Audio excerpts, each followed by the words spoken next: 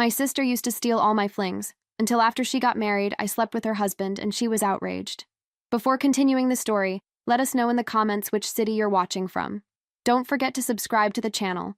Hit the notification bell so you won't miss more stories and leave your like on the video. I used to think I was overreacting. Maybe I was just sensitive, too needy, too dramatic. That's what they said anyway. I must have heard it 100 times growing up. Don't be jealous. It's just a silly crush. Or, your sister can't help it if people like her more. The worst one? It's not her fault you don't shine the same way. That one stuck. From the outside, we looked like the perfect little family. 2 daughters, 2 years apart, one prettier than the other, though no one ever said that out loud. They didn't need to. The way people looked at her, the way boys tripped over themselves to impress her, how our parents fawned over her every small achievement like it was a miracle. And me?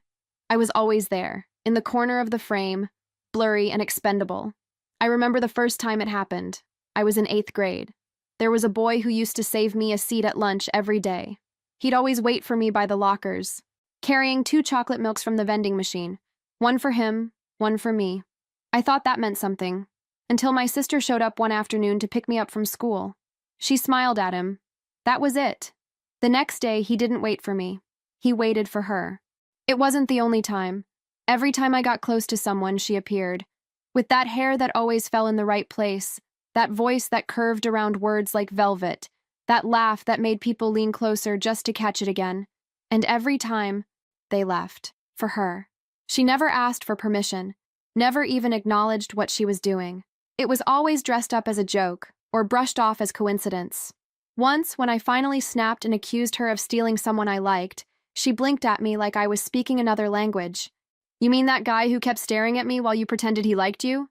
she said, like it was a mercy to clarify things. Our mother laughed. "Honey, boys don't know what they want at that age. Don't take it so personally." But I did. I took it all personally. Every betrayal, every eye that drifted past me to land on her, every time someone told me how lucky I was to have such a beautiful, charming sister. I didn't feel lucky. I felt invisible, like I was the blank canvas she got to paint her image on. She was never cruel in the traditional sense. She didn't call me names, or trip me in the hallway, or steal my clothes without asking. No, she was worse. She was perfect, sweet, accomplished, always smiling, always the center of every room she walked into. And that's what made it impossible to hate her out loud. So I hated her quietly. I learned how to shrink myself to make space for her. I stopped telling anyone when I liked someone. I avoided eye contact with guys at school. I stopped dressing up when I knew we'd be in the same place. Why bother? I told myself it was temporary. That one day I'd get out. That one day I'd find someone, anyone, who saw me before they saw her. But by the time I was old enough to leave, the damage had already been done. Every time someone paid attention to me, a voice inside whispered, "Only until she shows up." And they always did. Our parents never noticed. Or maybe they did, and just didn't care. She made them proud. I made them tired. They'd say things like, "You're the smart one," like it was a consolation prize, like intelligence was something to fall back on when beauty failed. And in their eyes, mine had already failed. I remember once, at a family barbecue, one of our uncles came up to me and said, "Your sister's going to be a heartbreaker, but you'll be the one who marries well." I was 16. I didn't even know what that meant, but it felt like another label being stamped on my forehead. Second place. The thing is, I didn't want what she had because she had it. I wanted it because it should have been mine. Or at least I thought so. Until it kept happening over and over again, like a pattern I couldn't unlearn. And eventually I stopped trying to compete. I just let her win. But the wounds didn't close. They hardened. They layered over each other like scar tissue. Every time someone called me her sister, I smiled. But inside I was folding up another piece of myself and tucking it somewhere deep. Somewhere even I couldn't reach. People say you grow out of that kind of thing. That once you get older, those teenage insecurities fade. They don't. They just evolve. They become quieter, more patient, more cunning. You stop crying in your room and start pretending you don't care. You stop hoping people will choose you and start pretending you'd rather be alone. It's safer. But deep down, there's still a girl who wanted to be looked at first, who wanted to feel like she was enough, just as she was. Not someone's second choice. Not someone's fallback plan. Not the girl they almost noticed before the real prize walked in. She got married 2 years ago. Big wedding, perfect dress, tears during the vows. Everyone said she looked like a princess. I stood at the edge of the reception, a glass of flat champagne in my hand, watching her dance with the man who swore she was the love of his life. And I wondered, for the 100th time, what it would feel like to be her. I still don't know, but I do know what it feels like when the world finally turns, even just a little. When, for once, she doesn't win. When the look in her eyes isn't pride or confidence, but betrayal. That day's coming, and when it does, I won't blink. It got worse before it got better. Not in the dramatic way you'd expect, like a screaming match or some final, fiery confrontation. No, it was quieter than that.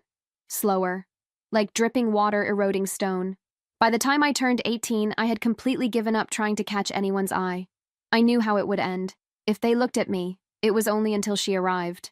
I became good at pretending I didn't notice when they shifted their bodies toward her in conversation, or when they suddenly laughed louder at jokes she barely told. I perfected the art of stepping back without being seen doing it. Even at home, it felt like I was being measured against a standard I could never meet. She had a new boyfriend every few months, each more impressive than the last. Athletes, future doctors. One guy even drove all the way from another state just to surprise her with roses and tickets to some concert she didn't even like. Our mother cried when she told her about it. She said, "You're going to have such a beautiful life." I remember that line because I was sitting right there on the couch. She didn't even look in my direction when she said it. I got good at disappearing. Not physically. I still went to school, still came home, still showed up for holidays and birthdays. But emotionally, mentally, I became a ghost. It was easier to fade out than to fight. I focused on academics, not because I loved it, but because no one competed with me there. No one tried to steal my A on a chemistry test. No one clapped louder for her calculus score. But even that wasn't safe for long. She started dating a guy from the robotics team, the only boy I had ever let myself talk to outside of class. I never told anyone I liked him, but I think she could tell. It was in the way I lingered when he spoke, the way I brushed my hand over my mouth to hide a smile when he made a dumb pun. She sniffed it out like blood in the water. 2 weeks later, they were holding hands in front of my locker. I wish I could say that was the moment I snapped, but it wasn't. I just got quieter. People started saying I was shy. Some said I was cold. One teacher even pulled me aside and asked if I was depressed. I wasn't. Not clinically. I was just tired. Tired of being reminded, every single day, that I wasn't her. That I never would be. The worst part was, I started to believe there was something fundamentally wrong with me. That maybe I gave off a weird energy. That maybe I wasn't meant to be chosen. I didn't have the right face, the right voice, the right anything.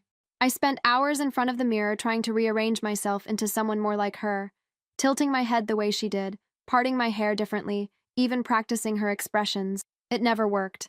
I looked like I was wearing someone else's face. There was this one night, my last year of high school. We were invited to a party at a guy's house from her class. I didn't want to go, but our parents insisted. "It'll be good for you," they said, which meant, "You need to be more like her." I wore a dress that I thought made me look older. I did my makeup carefully. Not too much, not too little. I told myself I'd try, just this once. Smile more. Be open. At the party, I stayed near the drink table, sipping something too sweet and too warm. And for a brief, flickering moment, a guy came up and talked to me.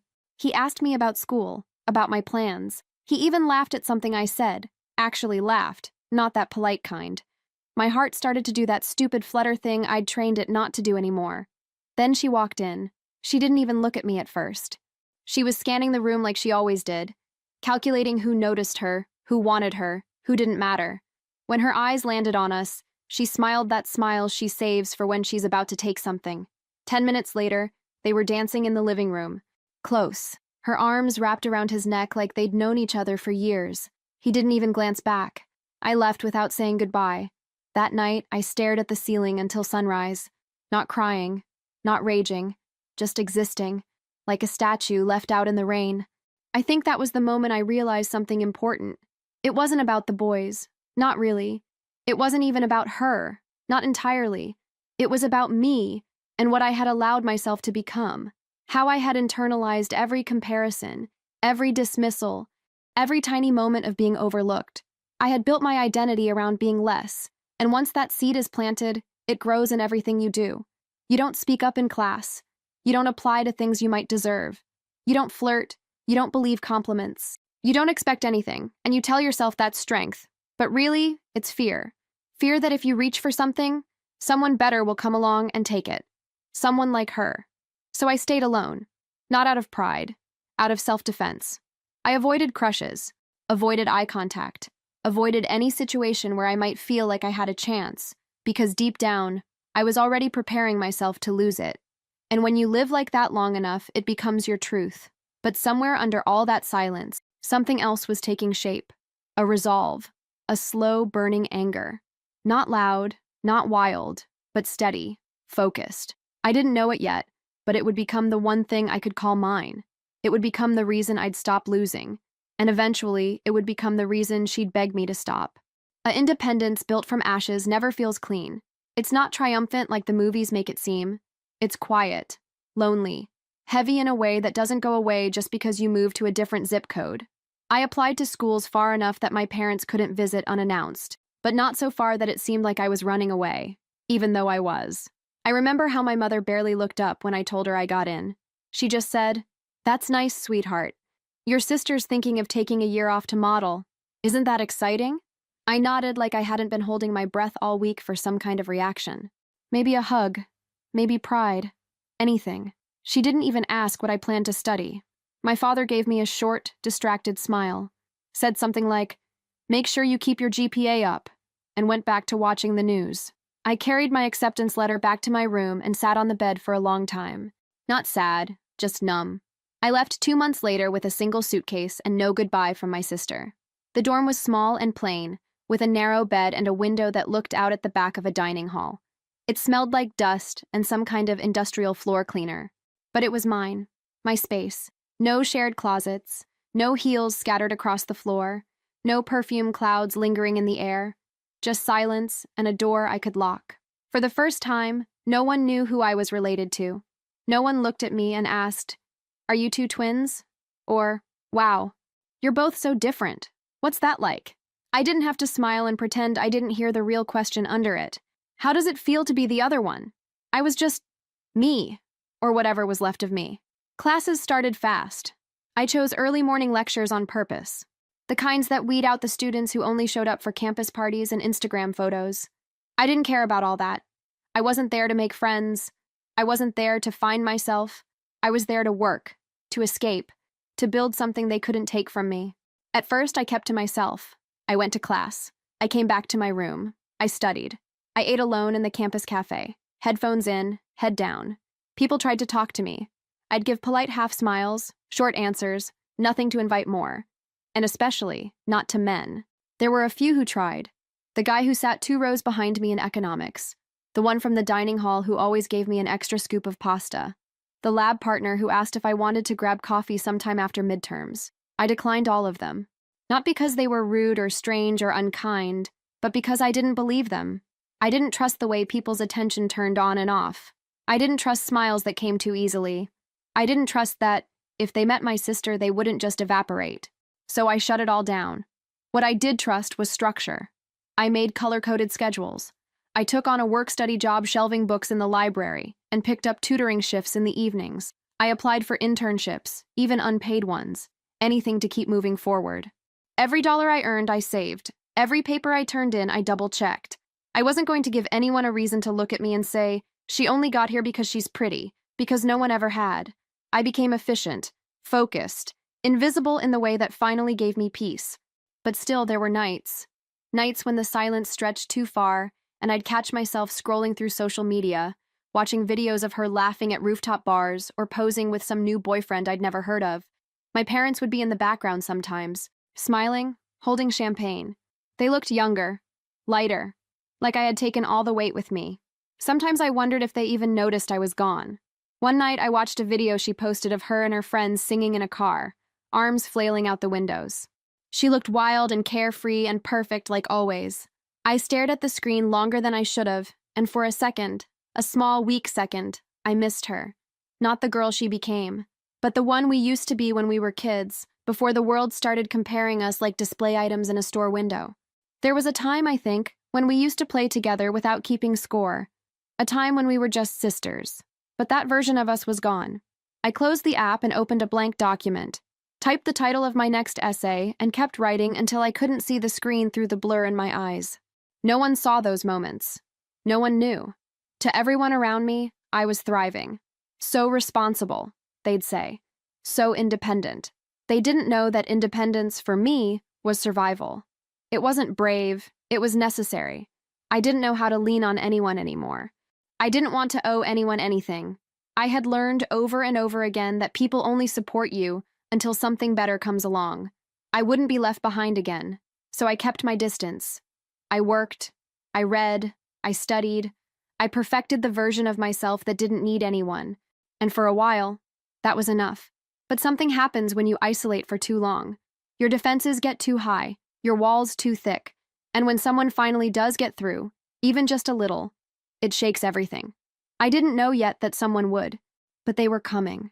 There was something different about the way he looked at me. Not the way guys looked when they were about to ask for my number, or when they were pretending to be interested in my opinion just long enough to see if I'd smile. No. His eyes didn't scan, didn't linger too long. They stayed, focused, curious. He was new to campus. I first noticed him during a lecture I wasn't even supposed to be in. The professor was out sick, and they brought him in to cover. Everyone around me was whispering. He was young, clearly not much older than us. Too polished to be a student, too calm to be trying to prove anything. Just there. Confident in that quiet way I never trusted. I sat near the back, as always. Notebook open, pen in hand, pretending I wasn't already analyzing every word he said. Not because I was interested, but because I couldn't help it. That's how I protected myself. Study people before they could study me. He asked a question halfway through the class. One of those open-ended ones meant to start discussion. The room went still. I don't know why I raised my hand. I never did. Maybe I was tired. Maybe I wanted to see if his attention would change once I spoke. It didn't. He smiled, genuinely, and said, "That's an interesting way of putting it. Not condescending, not performative. Just present. Like he was actually listening. Like I'd said something worth hearing. I forgot about it by the time I left the room. At least, I told myself I did. But 2 days later, when I walked into the library for my tutoring shift, he was sitting at one of the tables near the philosophy section, reading, glasses low on his nose, a black pen twirling between his fingers. He looked up, and that same steady gaze landed on me. He nodded, just once. And then, he smiled.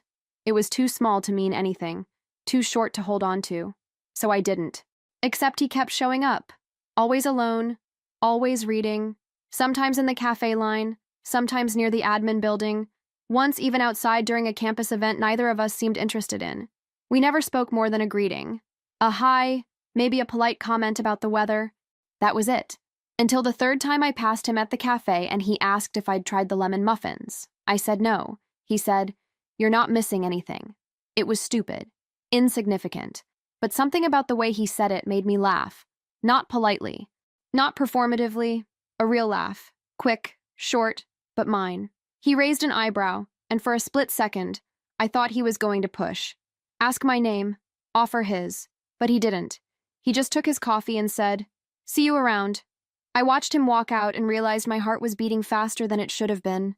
I told myself it was nothing, that he was just friendly, polite, that I was just out of practice when it came to human connection. But the next time I saw him, during a guest lecture, he sat in the back, near me. Not directly next to, but close enough. And halfway through, he leaned over and whispered a sarcastic comment about the speaker's slide transitions. I smiled without meaning to. That's how it started. Slowly, in snippets and silences. I began to look forward to those accidental encounters that weren't really accidental anymore. The way he never tried to impress me, never looked at me like I was a puzzle to solve or a challenge to conquer. Just a person, an equal. I hated how much I started to think about him. It made me feel exposed, weak, stupid, and yet I couldn't help it. The way he listened when I spoke, the way he referenced things I'd said weeks earlier, like they mattered, the way he never once brought up appearance or asked if I had plans that weekend. It wasn't flirtation, it was attention, respectful, focused attention, and it terrified me. Every time I felt myself leaning in, I pulled back harder. I kept conversations short. I avoided eye contact when things got too warm. I lied and said I was busy when he suggested grabbing a coffee between classes. I wasn't ready. I didn't trust it, him, or myself, because part of me, buried deep under layers of rationality and scars, wanted to believe it could be real, that someone could choose me without needing her in the room to remind them of their options, but the louder part knew better. That part remembered the chocolate milk boy, the robotics teammate, the boy at the party, every moment where I'd let my guard down and watched someone else smile at her like I didn't exist. I wasn't about to do that again. Still, the day he waited for me after a lecture, leaning against the railing with his hands in his pockets, I didn't walk the other way. He looked at me and said, "You always disappear so fast." "I have places to be," I replied, too quickly, already defensive. "I figured," he said, "but if you ever want to not be somewhere, at least for a few minutes, I'd like to hear more of what you think." I didn't answer, just looked at him, waiting for the catch, the punchline, the shift in his expression that would tell me he didn't mean it, but it didn't come. So I nodded, not a yes, just not a no. He smiled and didn't say anything else. He just walked beside me down the steps. No touch, no assumption, just quiet company. And for the first time in years, I didn't feel invisible. I felt seen, and that was somehow even scarier. It started with coffee. One cup turned into two, two into a ritual. Always the same time, same place. Sometimes we talked about classes, sometimes about books. Once we ended up arguing for almost an hour about whether or not moral neutrality actually existed. I left feeling irritated, but more alive than I had in years. He never flirted, at least not in the way I was used to. There were no compliments about how I looked, no casual touches, no suggestive glances. He made me feel smart, capable, like my opinions mattered. And slowly I began to let down parts of myself I thought were permanently locked. We didn't call them dates, not officially, but I started to notice how he'd wait for me after his lectures, how he'd tilt his head slightly when I was talking, as if he was memorizing what I said, how he'd choose the table near the window, always pulling out the chair across from his like it was reserved for me. I tried not to think about what it meant. Still, I found myself dressing differently. Softer sweaters, subtle makeup, nothing obvious, but I felt the change in the mirror. I stopped avoiding eye contact. I stopped sitting in corners. I stopped pretending I didn't want to be noticed. One afternoon, we were walking through campus after a long discussion about identity and how people construct it to survive. He said something like, "You wear armor so well, sometimes I wonder if you remember how to feel without it." I didn't answer. I didn't have to. He looked at me in that way again, steady, kind, quiet, and asked, "Would it scare you if I told you I want to know the version of you that exists when you're not protecting yourself?" It did scare me. It terrified me. But I also wanted that. Not just to be known, but to be understood. I hadn't let anyone that close in years, maybe ever. We started texting every day. Nothing dramatic. Just small things. A photo of his coffee with a joke about how it tasted like cardboard. A quote from a book we'd argued about. A picture of his dog curled up under his desk. I found myself checking my phone more often than I wanted to admit. The first time he touched me was accidental. Our fingers brushed when he handed me a pencil, and I flinched without meaning to. He noticed, but didn't comment. Just placed it on the table instead and kept talking like nothing happened. That small gesture, his restraint, meant more to me than anything anyone had ever said. I started to think, maybe I was wrong about people, about men, about what I deserved. One rainy afternoon, we sat in the campus cafe for hours, thunder in the distance, soft music playing. He leaned forward at one point and said, "I've been wanting to ask you something, and I don't want you to feel pressured." I nodded, heart already too loud in my chest. He hesitated. "Would you consider seeing me in a different context? Off campus. Just us." It wasn't a declaration. It wasn't dramatic. Just a gentle question. I looked at him and tried to find the catch. The hesitation. The flicker of falsehood. But it wasn't there. He was just looking at me. Waiting. I said yes. We didn't make a big deal out of it. No fancy dinner. No flowers. Just a quiet evening at a small Italian place off campus. We split a bottle of wine. Talked about our families, though I carefully avoided most of mine. He shared stories about growing up near the coast. His father was a mechanic, his mother a teacher.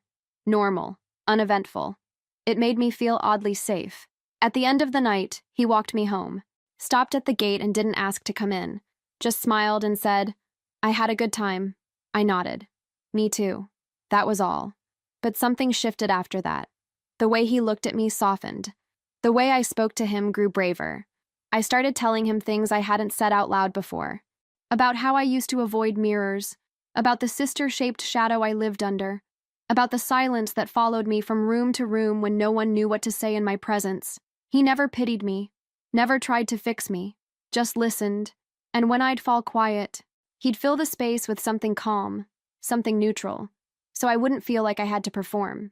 I began to let myself believe it. One evening, we sat on a bench near the science building after a late lecture.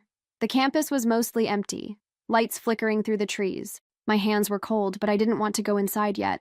He looked over and said, "You know, you've become my favorite part of this place." I blinked, unsure how to respond. I hadn't prepared for that kind of sincerity. He continued, "You don't have to say anything. I just thought you should hear it, in case you're still waiting for the moment I change my mind. I won't." That night, I cried when I got back to my room. Not because I was sad, not because I was overwhelmed, but because, for the first time in my life, someone had chosen me, and no one had taken it away yet. It was a feeling I didn't know what to do with. Hope. I carried it like something fragile, protected it like it might vanish if I moved too fast. And every time he looked at me, every time he said something that made me feel like I mattered, that hope grew a little more. I didn't realize I was building my world around it, and that I was building it on a lie. It was supposed to be a quiet night. We had agreed to meet at his apartment, something we hadn't done before. Up until then, everything between us had happened in cafes, campus hallways, benches under trees, public spaces, safe ones. But he'd suggested cooking dinner together, and for the first time, I didn't hesitate. The door was already slightly open when I arrived. He appeared in the kitchen entryway with a calm smile, wearing a gray apron stained with sauce. It looked like something out of a low-budget romance movie. A decent guy, making pasta, saving a seat at the table. I dropped my backpack near the couch and stepped inside. "Wine?" he asked. "Just a little," I said, trying to smile without looking nervous. We talked about small things while he stirred the pot. TV shows, books, some new faculty project. I was paying attention, but something felt off. There was a tension in the air. He looked different tonight, measured. His words came slower than usual. The silences between them stretched just a little too long. By the time we sat down to eat, he put down his fork and looked straight at me, not distracted, not playful, like he'd rehearsed what he was about to say. "There's something I need to tell you." My whole body tensed. "Okay, before you assume the worst," he said, "I want you to hear all of it." I nodded, swallowing hard. He folded his arms across the table, exhaled, and said carefully, "This might sound unexpected, but I want to be honest with you." Silence. "I've been with your sister." The words hung in the air like smoke. At first, they didn't register. It was like they passed through me without touching. I blinked, waiting for him to laugh, to say it was a joke. But he didn't. "What do you mean you've been with her?" My voice was quieter than I meant it to be. "Before I met you," he said. "And also after. A few times. But, I snapped, already feeling the weight in my chest. "She knew about you. And I thought, maybe it was something we could talk about. Something we could navigate together. Honestly." The room felt smaller, tighter. "You're telling me you're sleeping with my sister and want to keep seeing me?" "Not exactly," he said. "What I'm saying is, the connection we have doesn't erase the one I have with her. In fact, she's open to it. She said she wouldn't mind, that it could even be interesting if we talked about something shared, something equal." The world tilted. "This is insane," I said. He didn't flinch. He didn't laugh. He just looked at me like I was missing the point. "It's not betrayal," he said calmly. "It's about transparency, about maturity. I wanted to be open about it. I thought you'd appreciate that." "You thought I'd appreciate this?" My voice cracked. "You thought I'd be flattered that you want both of us at the same time?" "I thought you might be different," he said. And that was it. The final blow. That maybe you weren't afraid of new dynamics, that you'd see the value in not limiting connection to just one path. "You know what I see?" I said, standing so fast the chair scraped the floor. "I see someone who thinks he's enlightened, when really, you're just another coward who fell for her smile. Just like everyone else." He didn't speak. Maybe he knew I was right. Maybe there was nothing left to defend. I grabbed my bag without another word. My hands were shaking, my throat was tight. I had to get out before I screamed, before I cried, before I broke something that couldn't be undone. The air outside was cold and sharp. I walked aimlessly for blocks, my boots hitting the pavement too hard. My stomach churned. My mouth tasted bitter. But it wasn't just about him. It was her. Of course she knew. Of course she orchestrated this. And of course he thought this was all modern, mature, progressive. He thought he was being ethical. Thought he was starting some kind of honest, boundary-pushing conversation. But she set this up. She took the one thing that felt like mine and turned it into a performance. Again, she knew what he meant to me. And still, she sank her claws in, quietly, smiling, pretending it was all above board. And he followed, because they always do. She turned the first real connection I ever had into another game, another trophy, another win for her side. I wasn't going to let that stand. That night, I didn't sleep. I sat on the floor of my room, back against the door, phone buzzing every few minutes with texts I didn't answer. Him at first, then her. Short ones, measured, designed for control. Can we talk? It's not what you think. I just wanted to be inclusive. I thought you were open-minded. Inclusive. I laughed. A dry, cracked sound. She'd never included me in anything, not once. All she ever did was take, twist, rewrite the story in her favor. And now she was painting herself as generous? No. Not this time. Not again. This time I wouldn't shut down. I wouldn't crawl back into silence and tell myself it didn't matter. I wouldn't hand her another piece of me just because she smiled and called it sharing. I wasn't the girl in the corner anymore. She had no idea what she'd just started. I didn't plan to go. I told myself I'd stay away, keep my distance, pretend none of it mattered. But something broke in me that night. After everything, after years of silence, after finally letting someone in, this was how it ended? I couldn't pretend anymore. By morning, my hands were still shaking. I hadn't slept. I hadn't eaten. The ache wasn't just in my chest, it was in my bones. My skin itched with fury, like my body couldn't contain what I felt. I didn't text. I didn't call. I just got dressed, walked out the door, and headed straight to the house I swore I'd never return to. The door was unlocked. Of course it was. Nothing ever felt closed to her. I walked into the living room, heart pounding, fingers curled tight at my sides. She was there, curled up on the couch like nothing had happened, cup of tea in hand, a soft blanket across her lap. She looked up at me like I was unexpected. "Oh," she said, voice light. "Didn't think you'd show up." That smile she wore every time she won. I took a breath, but it came out sharp. "You think this is funny?" She blinked like she didn't understand. "Funny?" "Don't," I warned. "Don't play dumb." "I'm not playing anything," she said, voice coated in innocence. "If you're upset, maybe we should talk calmly, like adults."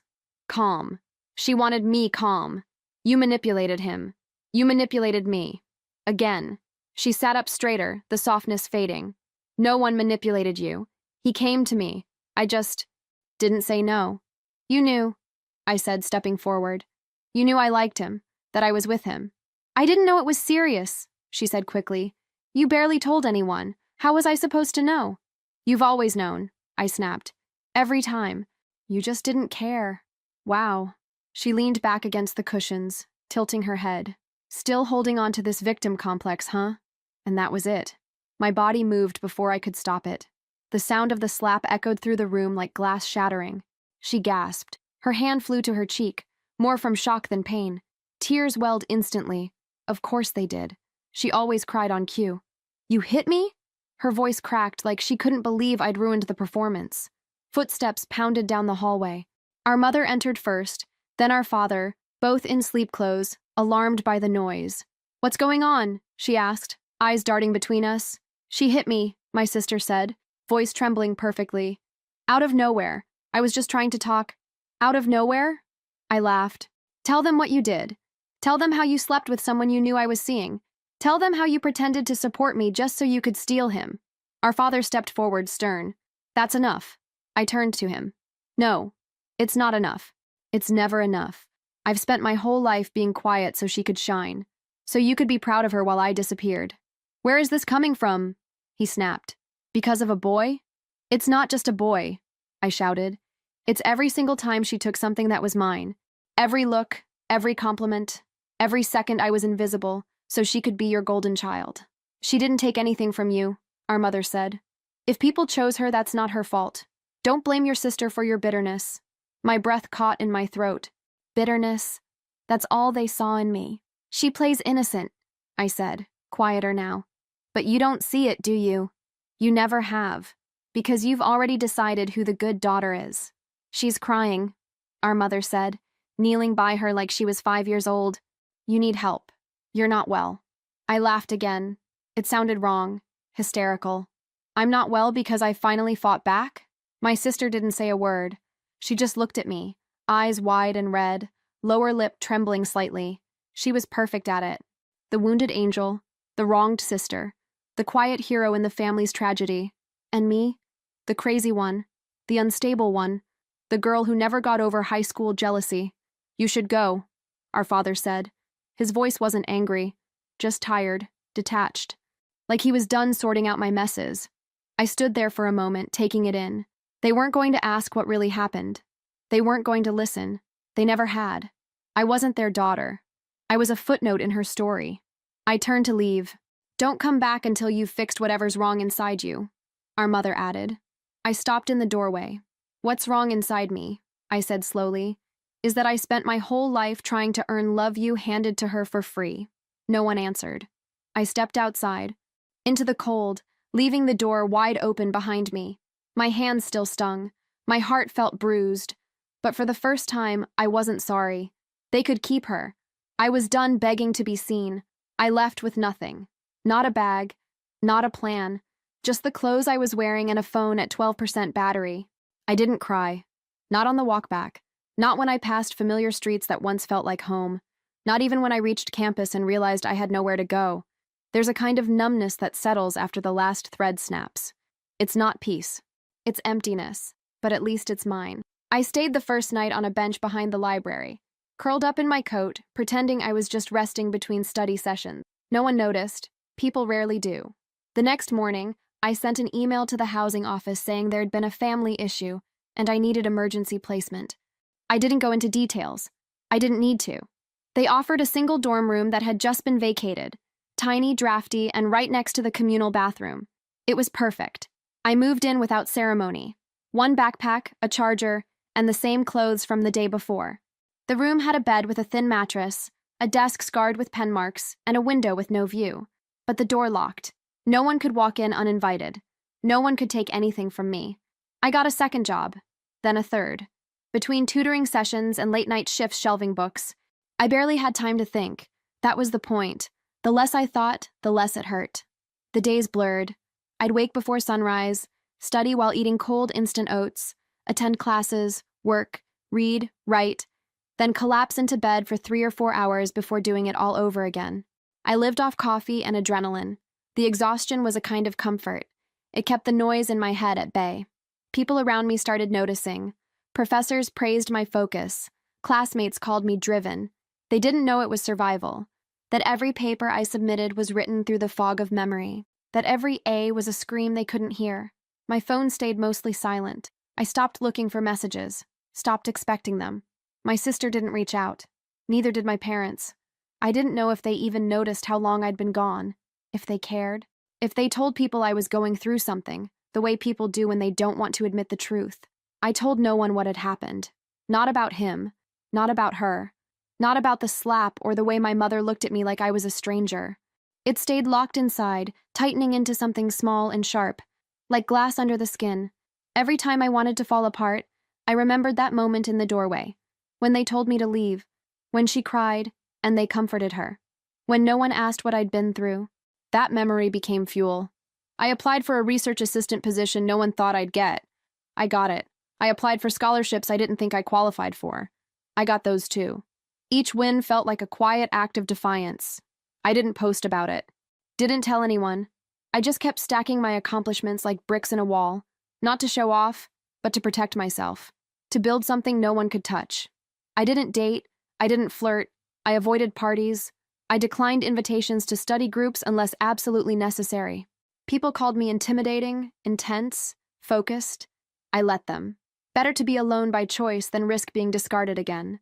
Sometimes, late at night, I'd lie awake and let myself remember. His eyes when he said, "It's not betrayal." Her voice calling me bitter. My father telling me to go. My mother's back as I walked out.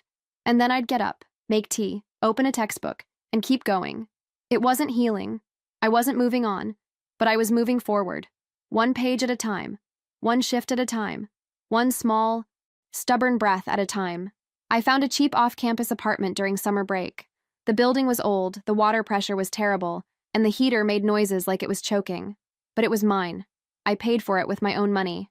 I signed the lease alone. The first night there, I sat on the floor with a microwaved burrito and looked around at the bare walls. No decorations, no photos, just silence. It was the best silence I'd ever known. No one asking what was wrong. No one looking past me. No one pretending I was crazy. Just me, in a space I'd built for myself. I didn't feel proud. I didn't feel happy. But I felt steady. And after everything, that was enough.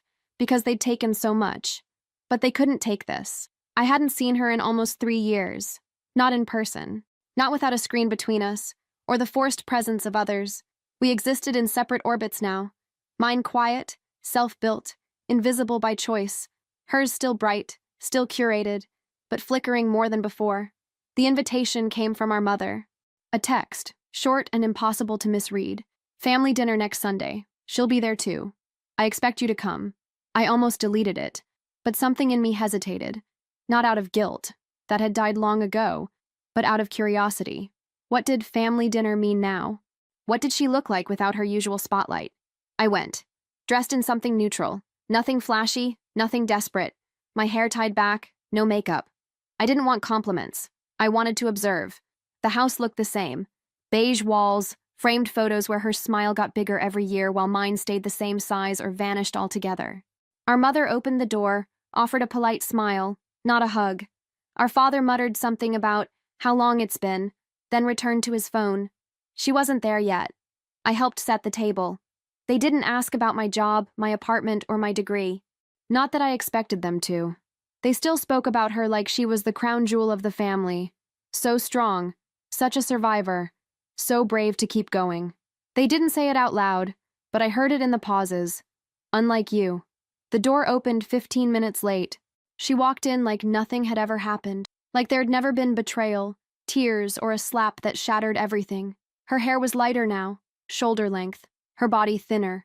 She moved differently, slower, like someone who wasn't sure the floor would hold.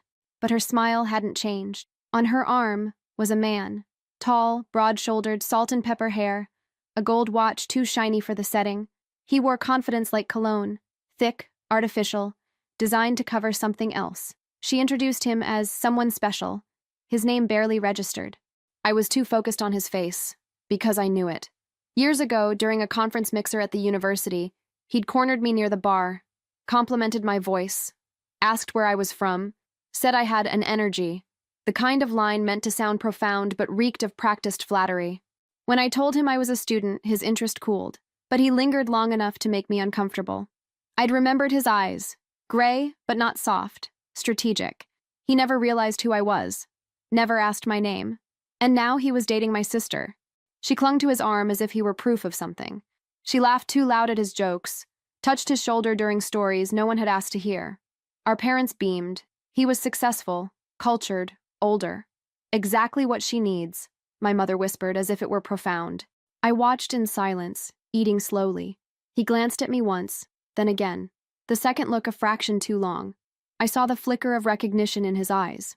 Not of who I was, but what I was. Prey, maybe. Or opportunity. He didn't remember where he'd seen me. Just that he had. That's when it started. Not the anger, not the sadness, something colder. There was no rage in me that night. No tears, no trembling hands. Just a single, still thought, sharp as a blade. She's doing it again. Taking up space she didn't earn. Parading someone who wasn't what he seemed. Rewriting her chaos as triumph.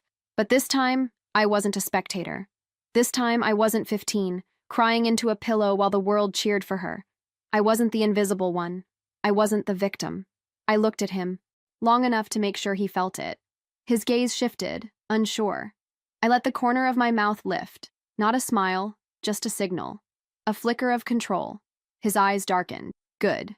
After dinner, I helped clear the table while she showed my mother a photo album on her phone, mostly pictures of herself and him at vineyards, rooftop bars, expensive brunches, a life built for appearance. I heard her say, "He's everything I've been waiting for," and I almost laughed. I left early.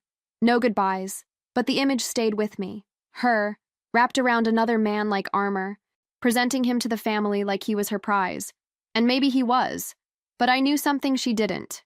I knew he'd already tried to taste me. I knew he'd crossed a line once, before names, before ties, and I knew that kind of man didn't stop looking when he already had what he wanted. She thought he was her new beginning, but he was going to be my ending. Not because I loved him, not because I wanted to take something from her, but because she needed to feel what it was like to lose. Not by accident, by design. He made it easy. It didn't take much. A smile, a pause in conversation, a slightly longer glance than necessary. I didn't touch him first. I didn't even pretend to flirt. I just let him think it was his idea. Men like him want to believe they're in control, that they're irresistible, that the younger woman at the table can't possibly be immune to their charm. He mistook my silence for shyness, my restraint for fascination. It took 3 days. He messaged me first. Found my number through a mutual contact he just happened to run into. His opening line was lazy, something about how I'd looked interesting at dinner. I waited a day before answering, kept it cool, short, polite, enough to bait the hook without making the line too tight. He bit. We met the following week for drinks. Something casual, somewhere no one would see. I chose the place. Dimly lit. Off campus. Neutral. He arrived early. I arrived later. I didn't dress to impress. I didn't need to. He was already convinced I wanted him. The conversation was forgettable. He talked about money, projects, his gym routine. Men like him think you're impressed just because they showed up. I smiled when he paused, nodded when he bragged. He didn't notice how little I spoke. Halfway through the second drink, he leaned in and said, "You know, I didn't expect you to say yes." "I didn't say yes," I replied. "I said maybe." He laughed, called me dangerous. He had no idea. That night, we didn't sleep together. I let him walk me to my car, let his hand hover at my lower back, let him kiss my cheek too slowly. I stepped back before he could try for more. Told him I had early meetings. He texted before I even turned the ignition. 2 nights later, I invited him over. My apartment was clean, no distractions, 1 candle, low music, nothing romantic, just quiet enough for every movement to feel intentional. He brought a bottle of wine I didn't open, said something about how he shouldn't be here, and smiled like it was a compliment. I didn't answer. I stepped closer, let him touch my arm, let him kiss me like he thought he'd won something. We ended up in my bedroom. Clothes came off quickly, awkwardly. There was no passion, no heat, just noise, skin, movement. At some point, he reached for his phone, probably to silence it. That's when I reached for mine. The photo wasn't rushed. I waited until he was asleep, his arm still draped over my waist like possession. My expression was blank, deliberate. The light was soft, enough to see everything, enough to leave nothing to interpretation. I took 2 shots, one from above, one from the mirror. I stared at them for a long time. Then I got up, showered, dressed, made coffee. He didn't wake until I placed a mug on the nightstand. "You're intense," he said, groggy, smiling like he thought this would be a secret. "It's just coffee," I said. He left 20 minutes later. Promised to text, said he wanted to see me again. I didn't respond. Instead, I opened my photos, selected the best one, cropped it slightly, just enough to keep it tasteful, just enough to make it worse. Then I opened our last message thread. I hadn't texted her in years. No greeting, no explanation, just the image. Sent.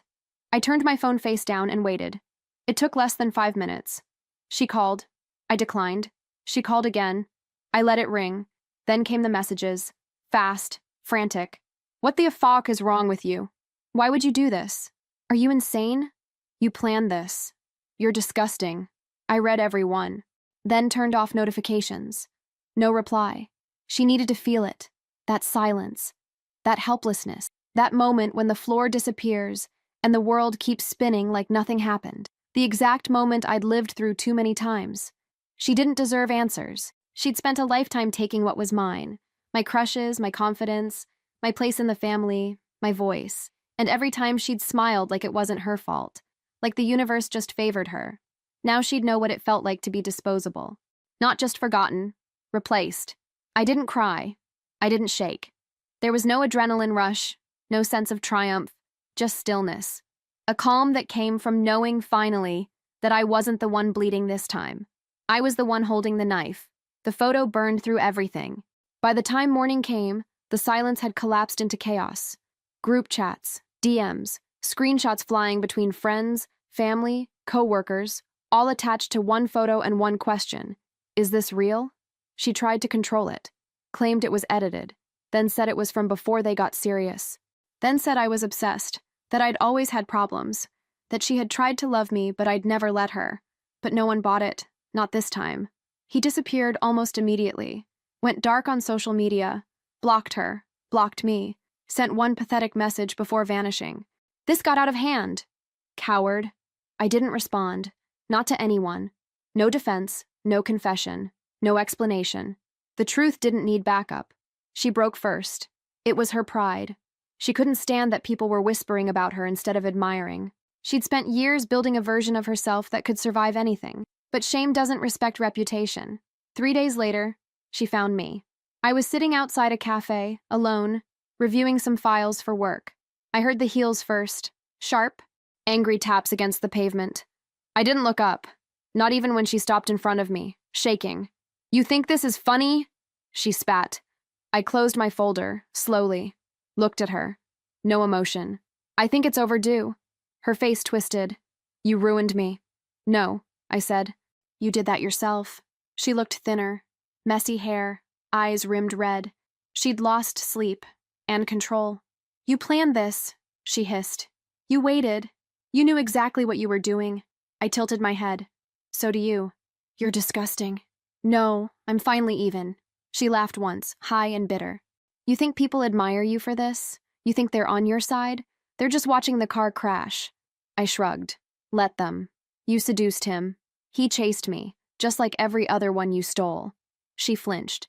"You think this makes you powerful?" she asked. "You think it erases everything?" "I don't want to erase it," I said. "I want you to live with it." A few people were watching now, not openly, just enough to let her know she wasn't invisible anymore. She dropped her voice, furious. "You've always been jealous.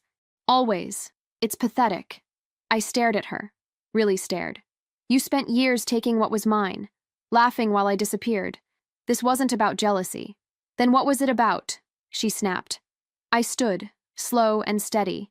"It was about showing you what it feels like, to be powerless, to be humiliated, to be discarded." "You're sick," she whispered. I smiled. "You want to know the truth?" I asked. "Nothing, and I mean nothing, in my entire life was as delicious as seeing that rage on your face, the same rage you caused in me over and over again." She stood frozen, lips parted, breath shallow. "But," I added, stepping closer, lowering my voice to a blade, "there was actually one thing even sweeter than that." She didn't move. Her eyes searched mine, hoping to find hesitation. "Your boyfriend." I leaned in. "He was even more delicious than your pain." Her mouth opened, but no sound came. And in that silence, everything she'd ever used, her face, her charm, her ability to twist herself into the victim, crumbled. The girl who always won had finally been outplayed. "I hate you," she whispered. I smiled wider. "Now we're even." I picked up my folder, turned, and walked away. She didn't follow. She never would again. It didn't end with applause, no standing ovation, no poetic justice, just silence. After the photo, the confrontation, the collapse, everything settled. Not cleanly, not neatly, but enough. She tried for a while to rebuild her image, posted photos of yoga retreats, brunches with friends, long captions about growth and healing, but the engagement dropped. The invitations stopped. People nodded politely when her name came up, then moved on. There's only so much glitter you can pour over rot before everyone smells it. She changed cities eventually. Rumor was she got a job at some boutique PR agency. Started dating a real estate agent. Bought a dog. Posed like she was happy. But something in her eyes always gave her away. That twitch of desperation behind every smile. The ache of someone who knows the world isn't clapping anymore. She never reached out again. Neither did our parents.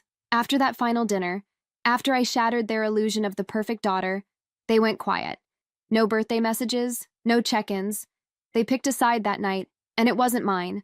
And honestly, that made things easier. I kept going, finished my degree with distinction, took a job offer 2 states away, built a life from the ground up. Not flashy, not loud, but mine. An apartment with a decent view. Weekends where I wasn't bracing for impact. A bank account with money I earned. Quiet mornings, peaceful nights. And him, not the one from before. Not a professor, not some man caught in a web of ego and performance. Just someone kind, steady. Someone who didn't look through me or around me, but directly at me. Who never asked about my sister. Who never needed a version of me that fit into someone else's shadow. It took me months to let him in, years to believe I was allowed to be loved, but I never gave him the broken pieces to fix. I handed him the whole version, the one I built myself. Sometimes people ask if I ever talked to her again, if we made peace, if we forgave. I tell them the truth. No, we didn't. She never apologized, never admitted what she did, and I never asked her to. Forgiveness is overrated when it's demanded. I didn't need closure from her. I needed freedom from her, and I got that. As for him, the man she thought would be her new beginning, no one really knows where he ended up. A new city, a new woman, probably. People like him always land somewhere. But he's a footnote now, a tool that served its purpose. I don't think about him, not even when I see men with the same cologne, not even when someone says his name. He was never the point. She was. Or maybe, I was. The version of me that finally stopped asking for room and just took it. The version that chose herself, not out of spite, but survival. Out of clarity, out of exhaustion, out of the understanding that some people will only stop hurting you when you stop letting them. I don't regret anything. Not the photo, not the silence, not the look on her face when everything cracked. It wasn't revenge. It was the end of a performance I never auditioned for. I live differently now, slower, softer sometimes, but firmer too. I don't let people in unless they knock twice. I don't chase anyone who walks away. I don't explain myself to people who decided who I was before I opened my mouth. I don't let anyone call me bitter. I know who I am now. I'm the girl they overlooked, underestimated, blamed. I'm the woman who took the broken parts and built a fortress, and no one takes anything from me anymore.